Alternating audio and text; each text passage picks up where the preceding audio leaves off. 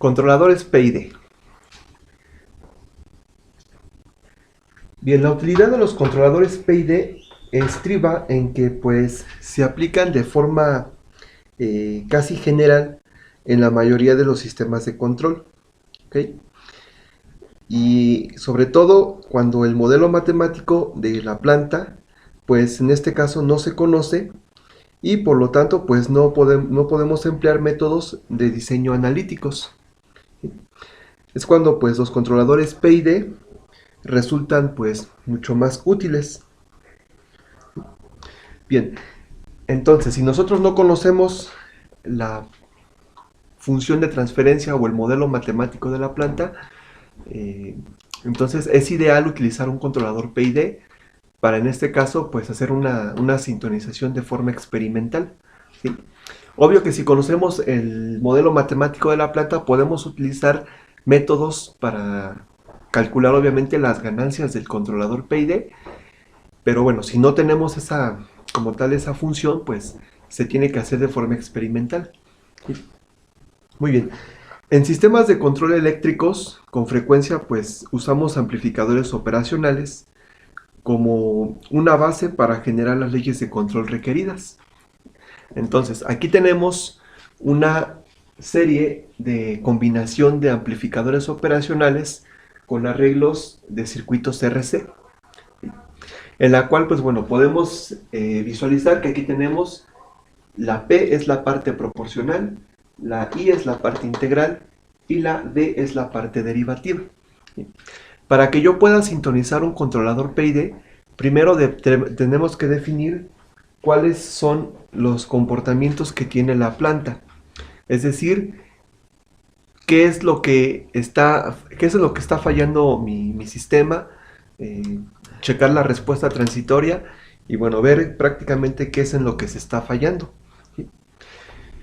Para que yo pueda hacer la sintonización correcta, primero tengo que conocer para qué me sirve cada controlador. Por ejemplo, el controlador proporcional me sirve principalmente para mejorar el amortiguamiento y así reducir el sobrepaso máximo. También me dice que reduce el tiempo de asentamiento y levantamiento y mejora el margen de ganancia. ¿Okay? Para la parte integral, ¿okay?, nos dice que va a disminuir y eliminar el error en estado estacionario.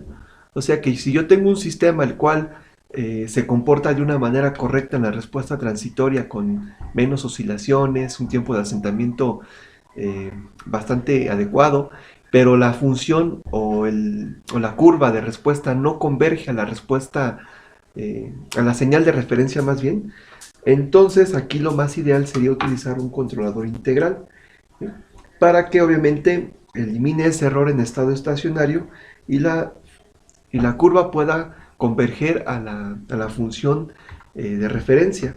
¿Sí? Por último, la parte derivativa. ¿Sí? La parte derivativa dice que mantiene el error al mínimo, ¿sí?, y lo corrige proporcionalmente con la velocidad misma que se produce. ¿Sí? Y además evita que el error se vaya incrementando. O sea que prácticamente este controlador derivativo representa la velocidad a la cual el sistema se anticipa a los errores. ¿Sí? Entonces, habrá ocasiones que un sistema, dependiendo su comportamiento en la respuesta transitoria, simplemente necesite a lo mejor un controlador proporcional integral o un PI, ¿sí?, o quizá necesite un proporcional derivativo. ¿Okay? Es dependiendo qué es lo que necesite o cómo esté comportándose la respuesta transitoria del sistema. ¿Sí? Muy bien, entonces si nosotros ya conocemos qué es lo que mejora cada controlador, tanto proporcional, integral y derivativo, entonces nosotros podríamos identificar qué controlador vamos a utilizar de acuerdo a las características de comportamiento de la respuesta transitoria del sistema. ¿Sí? Y bueno, podríamos hacer ese control a través de un diagrama de bloques, como se muestra en la parte de aquí abajo. Un diagrama de bloques de lo que es un controlador PID, o como habíamos mencionado anteriormente, una representación en forma de una combinación de amplificadores operacionales con redes RC para generar cada una de las partes de control proporcional integral derivativa, ¿sí? Y en este caso pues generar un controlador PID con este tipo de elementos electrónicos. ¿Okay? Muy bien, entonces esta parte de aquí que tenemos es la ejemplificación de un controlador PID con este tipo de arreglos contra amplificadores y redes RC. ¿Sí? Vamos a definir cómo está compuesta este arreglo. ¿Sí? En la parte de aquí abajo tenemos el diagrama de bloques. ¿Sí? En el diagrama de bloques tenemos aquí un bloque comparador o el bloque sumador, el cual en esta parte de aquí, en este punto de intersección, tenemos la señal de error. ¿Ok? Entonces, aquí llega la señal de error. Hagan de cuenta que el sistema no se comporta de la forma que nosotros queremos, está desfasado a una cierta posición, o a lo mejor la respuesta transitoria tiene muchísimas oscilaciones, o la señal no converge a la respuesta que nosotros queremos. Entonces, el sistema manda esta señal de error, aquí está. Lo que va a hacer el controlador PID es tomar esta señal de error y mediante la conjunción de estos tres controladores, lo que va a hacer es corregirlo. Corrige esta señal de error y la manda como una señal ya corregida, para que los elementos de la planta puedan trabajar y puedan dar una señal lo mayor satisfactoria posible en la salida. Entonces tenemos la parte proporcional, el cual simplemente es una ganancia Kp. Se puede identificar esta ganancia Kp simplemente como una acción de amplificación. ¿Okay? Después tenemos la parte integral, la cual viene dada a través de la integral del error. O sea, lo que va a hacer es integrar el error, ¿sí? Y después lo va a multiplicar por una ganancia Ki. ¿Sí? Posteriormente la parte derivativa nos dice que va a derivar el error y lo va a multiplicar por una ganancia Kd. Aquí lo importante que nosotros tenemos que definir son cuánto deben valer estas ganancias para que podamos ajustar el controlador a una cierta sintonización, de modo que me permita modificar la respuesta de salida y ir eliminando todos esos errores que se vayan presentando en el sistema. ¿Okay? Si se dan cuenta, las salidas de estos tres controladores llegan a un sumador, se suman, ¿okay? Y me da una respuesta o una señal de salida UDT. Esta señal es la que ya viene corregida por parte del controlador, entonces esta va a entrar a lo que es mi sistema, ya sea de primero o segundo orden. ¿Okay? Este es el diagrama de bloques de este controlador PID. Muy bien. Ahora, pasando este diagrama de bloques a lo que es la representación a través de estos elementos electrónicos, con arreglos de amplificadores operacionales, pues tenemos lo siguiente. Tenemos RDT, que es la entrada a lo que es el sistema de forma general. Aquí está RDT, ¿sí? Que pasa por una acción inversora del amplificador operacional, ¿okay? Donde sabemos que tenemos como resistencia de retroalimentación tenemos 1 kilo, y esta de aquí también va a ser de 1 kilo. ¿Sí? Sabemos que R2 entre R1 o RF entre R1 es equivalente a la unidad. ¿Okay? De igual forma, cuando aquí tenemos esta unidad, la salida es negativa. ¿Sí? Cuando pasa por esta red de amplificación otra vez, tenemos RF entre R1, nos dice que es 1 kilo, entre 1 kilo nos da 1 multiplicado por menos, y aquí también teníamos menos, entonces a la salida voy a tener más 1. Es decir, simplemente estamos generando una inversión del signo para que me dé positivo. ¿Sí? Entonces por aquí llega la RDT. En este punto tengo la señal de error. ¿Okay? La señal de error habíamos dicho que es la señal que manda en este caso el sensor que está midiendo la señal de salida, la manda al comparador y hace la comparación entre la señal de referencia que quiero y la señal real del sistema, se comparan y me genera una señal de error. Aquí está. Esta señal de error la vamos a tener que corregir a través de estos controladores.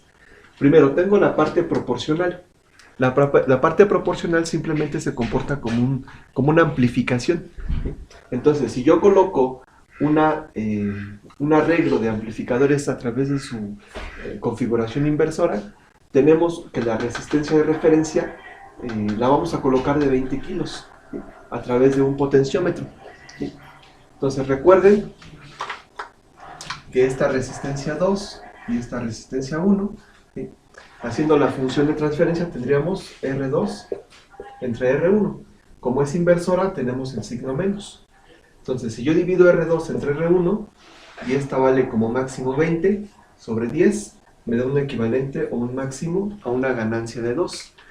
Si yo quiero que la ganancia Kp se encuentre de 0 a 2, entonces estos valores de 20 kilos y de 10 kilos son ideales para que cuando yo vaya variando lo que es el potenciómetro, esta ganancia vaya corriendo de 0 hasta 2. Puede que sea 0.8, un entero, 1.5, 1.9, de modo que su máximo sea 2. ¿Sí? Posteriormente, una vez que nosotros tenemos aquí ya en la salida lo que es la ganancia Kp, multiplicada por supuesto por el error en signo negativo, pues como habíamos mencionado, se mete a otra configuración inversora donde la resistencia de referencia, la de retroalimentación, perdón, entre esta resistencia, entre un kilo me da un proporcional a un entero, pero tenemos otra configuración negativa, entonces aquí tenemos menos por menos ya me da más. Entonces en este punto ya vamos a tener a la Kp, que es positiva, multiplicada por el error, ¿sí? Entonces en este punto se queda. Entonces si se dan cuenta, aquí simplemente es una amplificación, ¿no? De 20 kilos a 10 me genera una ganancia de 0 a 2. Si en este caso yo quiero, o yo ya hice mis cálculos y veo que se necesita una ganancia que se varíe de ese intervalo de 0 a 2, pues bueno, simplemente tendría que hacer este arreglo. Y bueno, aquí se queda la parte proporcional. Ahora vayamos con la parte integral. En la parte integral, pues bueno, tenemos que la primera parte, es decir, esta parte de aquí, es una configuración de amplificadores operacionales en su configuración integrador. ¿Okay? Donde tenemos aquí una resistencia, tenemos un capacitor, ¿sí? Y bueno, esta pequeña red en su configuración también inversora, lo que me va a generar es lo siguiente. Como esta es una etapa integradora, aquí tenemos el integrador y está integrando al error, ya que recuerden que el error llega por aquí, pasa por esta etapa y se integra el error. ¿Sí? Se integra y bueno, aquí tenemos el signo negativo, ya que tenemos una configuración inversora. ¿Sí? Posteriormente pasa a la etapa de la ganancia. ¿Sí? Esta segunda etapa es la de la ganancia, esta de aquí. Si ustedes se pueden dar cuenta, tenemos otra vez una configuración inversora del amplificador operacional donde la resistencia de realimentación es de 20 kiloohms, es un potenciómetro de 20 kilos y aquí tenemos una resistencia base de 10 kilos. De igual forma que en el proporcional, si yo divido 20 entre estos 10, voy a tener un máximo de 2 o una ganancia de 2. Y la voy a poder amplificar también de 0 a 2, ¿sí? Si es que así lo requerimos. Y entonces si yo voy moviendo este potenciómetro, de igual forma va generando 0.5, 1, 1.2, 1.3, dependiendo qué ganancia es la que yo quiera para KI. ¿Sí? Entonces esta etapa de aquí se puede mencionar o se puede definir que es la ganancia KI. Y la que está anterior a la ganancia KI es la parte integradora del error. ¿Sí? Ahora, ¿qué valores tendría que elegir entre el capacitor y la resistencia para que me genere una ganancia de 1? Y esa ganancia de 1 multiplique a esta ganancia y no se altere. Bien, entonces, ¿qué valores tendría que elegir? Si nosotros recordamos lo que es la configuración integrador, vamos a ver que la función de transferencia de la salida-entrada de este tipo de configuración nos dice que es menos porque está entrando en una etapa inversora y nos da 1 sobre R por C y la integral en este caso del error. Entonces hay que tener cuidado aquí, dice 1 sobre RC.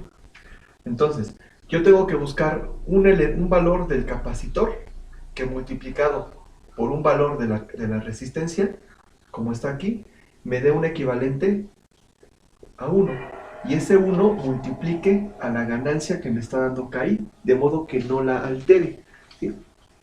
Si nosotros elegimos los 10 microfaradios y tenemos 100 kiloohms, sabemos que tenemos 1 entre 100 kilos multiplicado por 10 por 10 a la menos 6. Esta operación nos da un equivalente a menos 1. ¿Ok?